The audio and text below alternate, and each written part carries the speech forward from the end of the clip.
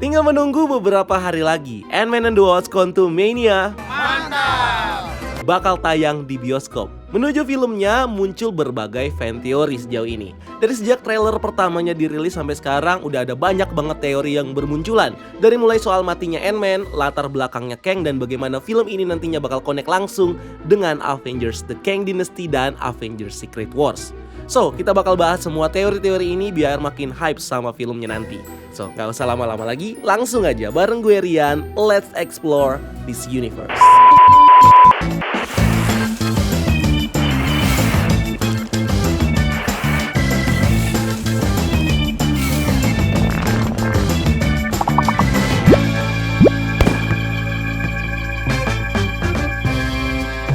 Ant-Man and the Wasp: Quantumania. Ini bisa dibilang teorinya ya seputar Kang dan juga seputar kematiannya Scott Lang ya. Tapi juga ada beberapa teori yang mungkin bisa kita bahas di sini. Kita mulai dari teori pertama. Teori pertama ini adalah Scott Lang yang bakal mati di film Ant-Man ini. Ini menjadi salah satu teori yang banyak dipercaya para fans. Ini beriringan juga dengan teori matinya karakter Rocket Raccoon di film Guardians of the Galaxy volume 3. Ini juga bakal jadi momen perpisahan dengan superhero Avengers yang satu ini. Apalagi bisa dibilang karakter Ant-Man ini menjadi karakter kunci di multiverse saga, terutama bagaimana mereka mengembalikan korban-korban Step Thanos yang menjadi debu pada saat itu.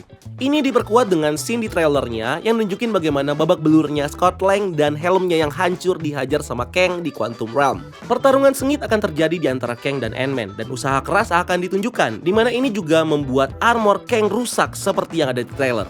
Hanya saja menurut teori ini, meskipun pertarungan ini sengit justru akan memunculkan korban, which is korbannya adalah Scott Lang. Dan dengan ini, Kang akan tahu kalau dia tidak bisa memandang remeh lawannya yang berikutnya dan akan menjadi jauh lebih kuat dari sebelumnya.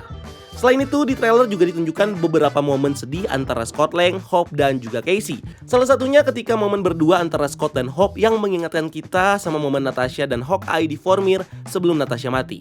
Ada juga satu momen waktu Casey kelihatan sedih waktu mau pergi melewati portal bersama Hank dan Ant-Man family lainnya. Dimana ini sepertinya adalah momen ketika Casey dan yang lainnya terpaksa meninggalkan Scott yang mengorbankan dirinya supaya mereka bisa lolos. Ini juga relate dengan perkataan Scott di trailernya yang bilang kalau dia nggak perlu menang, dia hanya perlu membuat mereka berdua kalah. Yang di sini ngetis kalau Scott bakal mengorbankan dirinya untuk menghentikan Kang. Di komik, momen kematian Kang ini menjadi pembangkit untuk karakter lainnya, which is ini si Casey Lang. Di komiknya, di Avengers Disassemble, Scott pernah diceritakan mati setelah ketemu sama zombie superhero bernama Jack of Hearts di Avengers Mansion. Dia dikendalikan sama Scarlet Witch yang saat itu mengalami masalah mental karena kehilangan anaknya. Singkat cerita, zombie ini meledak dan langsung membunuh Scott bersama para Avengers yang ada di sana. Ketika Scott meninggal, Casey meneruskan legasinya Scott sebagai superhero dengan nama Stature. Sampai akhirnya Casey bertemu dengan Iron Lad dan membentuk Young Avengers. Iron Lad juga menunjukkan sebuah teknologi yang bisa mempengaruhi timeline tanpa mengubahnya secara penuh, di mana teknologi ini kemudian digunakan untuk mencegah serangan Wanda dengan Jack of Hearts sehingga membuat Scott bisa menghindari takdir kematiannya dan bisa survive di timeline ini. Well, ini cuma teori. Kita masih belum tahu ya apakah mungkin dia bakal mati atau enggak nih di film ini. Secara si director Peyton Reed di salah satu interviewnya nge-mention kalau Scott Lang gak bisa dikalahkan dengan mudah sama Kang the Conqueror. Scott juga punya potensi untuk tetap hidup sampai beberapa project MCU ke depannya, yang kemudian disusul dengan si aktornya langsung si Paul Rudd yang bilang kalau masih ada banyak cerita untuk diceritakan dari karakter ini. Ya, kalaupun dia mati, konsep multiverse bisa jadi obatnya, seperti yang terjadi di series What If yang menunjukkan bagaimana Black Widow dari universe-nya Ultron menggantikan Black Widow di universe di mana semua Avengers mati. Ini bisa aja terjadi nih pada kasusnya Scott Lang di sini kalau dia mati. Nah, terlepas dari dia yang mati atau enggak di film ini kayaknya bakal jadi momen pensiunnya Scott sebagai superhero yang di sini bakal mewariskan legasinya ke Casey Lang. Teori kedua, Scott Lang bakal jadi leader dari Avengers setelah Quantumania. Ini masih ada hubungannya dengan teori pertama, cuman ini lebih mengarah kepada kondisi bagaimana kalau si Scott Lang ini bisa survive. Karena Scott posisinya udah pernah bekerja buat Kang dan pernah menghadapi dia mati-matian, ini tentunya membuat Scott tahu seberapa kuatnya si Kang the Conqueror. Pengetahuan dan pengalamannya ini bisa dia gunakan untuk nge-lead para Avengers baru yang bakal terbentuk nantinya. Ini supaya mereka siap untuk menghadapi Kang the Conqueror dan menyelamatkan universe mereka sekaligus multiverse-nya MCU. Teori ketiga, Ten Ring dan Bengal Kamala bakal jadi bagian dari Time Machine dan senjata Kang the Conqueror. Di trailer sempat ditis nih kalau Kang bakal menggunakan sebuah device time share yang ditenagai sebuah baterai yang punya bentuk seperti orb. Nah, orb ini sendiri bisa jadi adalah adaptasi dari Forever Crystal, sebuah kristal yang bakal jadi objek yang akan diambil Scott di misi yang akan diberikan Kang. Forever Crystal ini ditis punya kekuatan khusus untuk menulis ulang eksistensi dan menghancurkan timeline. Tujuan pertama Kang membutuhkan orb ini adalah untuk mengaktifkan time machine-nya yang bakal dia pakai untuk pergi bersama pasukannya keluar dari Quantum Realm. Tujuan kedua tentunya adalah untuk menaklukkan multiverse. Di series Loki kita dikasih tahu kalau He Who Remains menciptakan sebuah paradox time loop untuk menjaga sacred timeline-nya. Dia mengalahkan para varian jahatnya yang selalu muncul. Forever Crystal punya kemampuan menulis ulang eksistensi dan menghancurkan timeline. Dengan menggunakan medium time chair-nya, Kang mungkin bisa menghancurkan paradox time loop yang dibuat sama He Who Remains. Itulah kenapa terjadi perpecahan timeline di ending series itu tepat sebelum He Who Remains mati. Dimana pecahnya timeline itu bisa disebabkan oleh Kang yang di film ini berhasil memecahkan time loop dengan device-nya. Untuk bisa membuat time machine, Kang butuh beberapa elemen dari mesinnya yang hilang untuk menyempurnakan senjatanya ini. Dimana elemen itu adalah gelang Ten Ring Wenwu dan bangle-nya Kamala.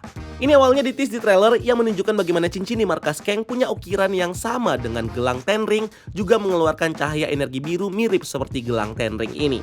So mungkin kekuatan Ten Rings punya koneksi dengan Kang the Conqueror. Mungkin Ten Rings adalah salah satu relik kekuatan Kang yang hilang dan dia butuh Ten Ring ini untuk menyempurnakan senjatanya. Selain Ten Ring, energi biru cincin ini juga mirip seperti bangle milik Kamala Khan. Bangle itu ditemukan sama Aisyah di sebuah kuil dengan logo Ten Ring di lantainya. Ini menandakan kalau bangle Kamala punya hubungan dengan Ten Ring-nya Wenwu.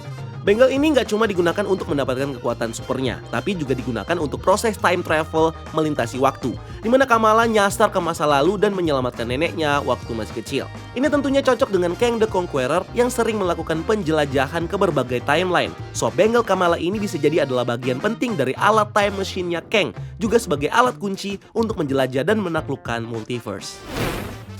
Teori 3, pecahnya Sacred Timeline karena keberhasilan Kang di film ini. Ini sebenarnya udah gue bahas tadi ya. Nah, teori ini berawal dari salah satu scene di episode 6, series Loki, yang menunjukkan bagaimana Sacred Timeline terpecah sebelum He Who Remains mati.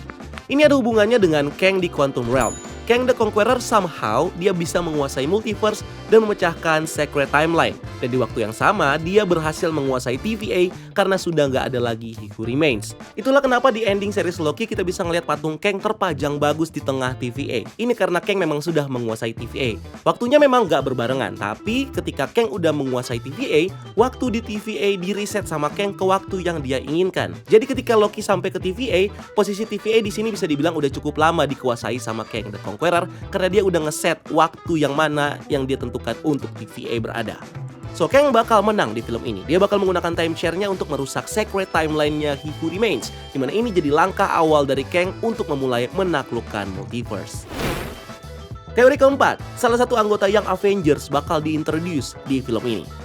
Teori ini sebenarnya muncul dari description trailer yang dirilis di SDCC kemarin. Di-reveal kalau Casey Lang mengawali langkah untuk menjadi superhero dengan melakukan aksi vigilante bersama teman-temannya. Dimana ini membuat Casey ditahan polisi karena dianggap udah membuat keonaran. Jauh ini masih jadi misteri siapa teman-temannya Casey ini. Apakah cuma teman biasa atau jangan-jangan ini adalah karakter pentingnya yang bakal jadi calon superhero di MCU. Mungkin karakter baru seperti mungkin ya Nova alias Marvel Boy, atau Theodore Altman alias Hulk King, atau bahkan Nathaniel Richards alias Iron Lad, bocah variannya Kang the Conqueror. Nah, dia bisa muncul nih sebagai karakter minor di film ini untuk mengantarkan Young Avengers ke depannya. Tapi bisa juga teman-temannya ini adalah teman-teman Young Avengers yang udah pernah ditis di cerita sebelumnya, seperti Kate Bishop, Miss Marvel, America Chavez, atau mungkin Elijah Bradley, atau bahkan Riri Williams. Teori 5, Kang the Conqueror punya koneksi dan dendam sama Janet Van Dyne. Salah satu hal menarik yang bakal diangkat di film ini adalah misterinya Janet Van Dyne selama dia hidup di Quantum Realm. Cerita ini belum dieksplor lebih dalam di film Ant-Man and the Wasp sebelumnya. Di trailernya, kita ditunjukkan bagaimana Janet somehow notice kalau alat buatannya Casey bakal mengarahkan mereka untuk masuk ke Quantum Realm. Ini membuat mereka semua masuk ke Quantum Realm dan Scott dan juga Casey berakhir ditangkap sama Kang the Conqueror. Dari awal Janet udah kasih tahu Casey buat matiin alat itu sebelum terlambat, yang artinya dia paham betul nih sama teknologi ini.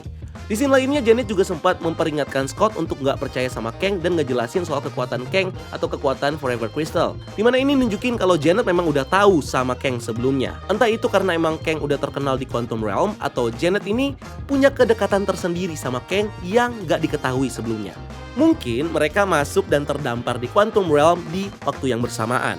Mungkin mereka jadi deket dan Janet tahu tentang time chair punya Kang. Dimana bisa jadi si Janet ini selagi di Quantum Realm dia membantu Kang untuk membetulkan time chairnya supaya Kang bisa memperbaiki waktu dan Janet bisa kembali ke dunianya untuk bersama dengan putrinya Hope dan suaminya.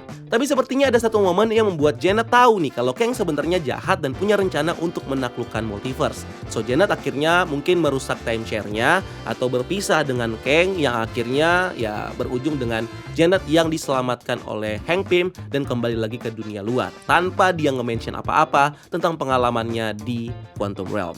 Dan kalau ternyata Janet yang ngerusak time machine-nya si Kang ini bakal membuat si Kang ini menjadi dendam ya. Ini membuat Kang malah keterjebak nih sampai saat ini. Yang tentunya jadi dendam dan di film ini Kang mungkin bakal menyelesaikan urusan balas dendamnya sama si Janet.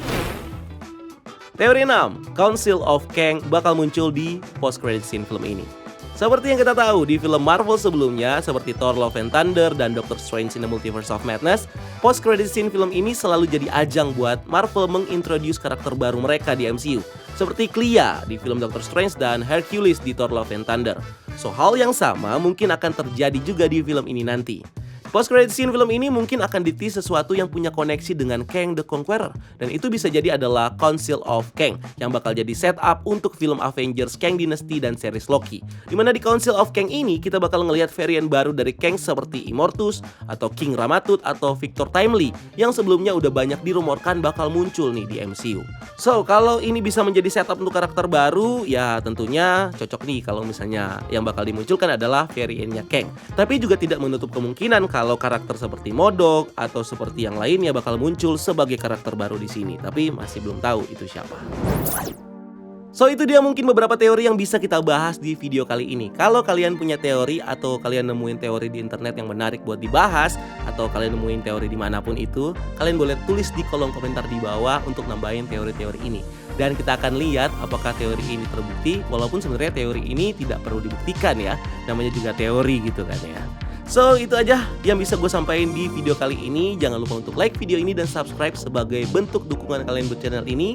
Cari kita juga di TikTok dan di Instagram breakdown.universe karena kita juga bikin konten di sana. Dan jangan lupa lakukan satu kebaikan hari ini. See you on the next video. Gue Rian, until next time. Keep exploring the multiverse.